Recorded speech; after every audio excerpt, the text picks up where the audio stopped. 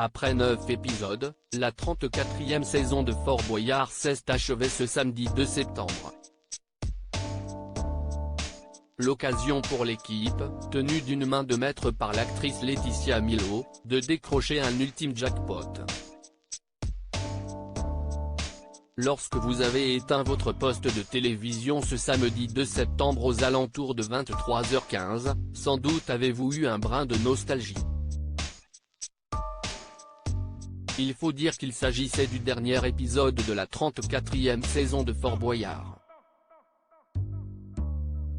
Le jeu estival de France 2, qui a connu des audiences solides en 9 semaines de diffusion, entrecoupées de quelques déprogrammations en raison des mondiaux d'athlétisme, reviendra sans aucun doute l'année prochaine.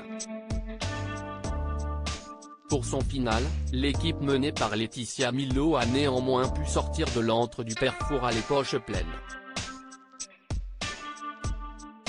Quelles personnalités ont participé à l'épisode diffusé le 2 septembre 2023 dans Fort Boyard? La comédienne était accompagnée d'une team de choc, avec notamment le chanteur Amaury Vassili, la journaliste Isabelle Morini-Bosque, la musicienne de N'oubliez pas les paroles Magali Ripoll, de l'influenceur Nicolas Valdorf et du rugbyman Thomas Ramos. Les 6 aventuriers avaient néanmoins fort à faire, notamment face à l'atout de la semaine. Car depuis l'an dernier, le père Fouras bénéficie de cartes qui peuvent apporter un bonus ou un malus à l'équipe.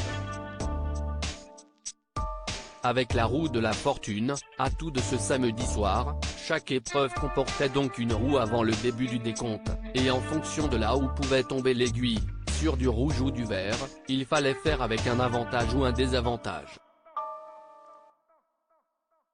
Forcément, cela a donné lieu à quelques situations plutôt très drôles, notamment lorsque Nicolas Valdorf enchaînait les gaffes dans l'épreuve de la bibliothèque abandonnée. C'était aussi une grande première pour Olivier Mine, qui a accepté de sauter du haut du fort pour soutenir une Laetitia Milo tétanisée par la peur. Fort Boyard 2023, quelle est la somme d'argent remportée par l'équipe de Laetitia Milo?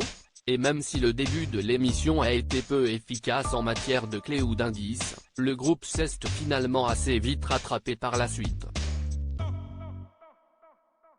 Ils ont néanmoins dû sacrifier pas mal de personnes pour trouver tous les indices, éclairs, pointes, rapidité. Le mot code vitesse s'est rapidement imposé, permettant de faire tomber les boyards. Avec une efficacité sans faille, ce sont donc 10 125 € qui ont été récoltés, établissant la cagnotte totale de la saison à 144 529 €. Cet épisode était réalisé pour l'association Endo-France, qui œuvre pour mieux faire reconnaître l'endométriose.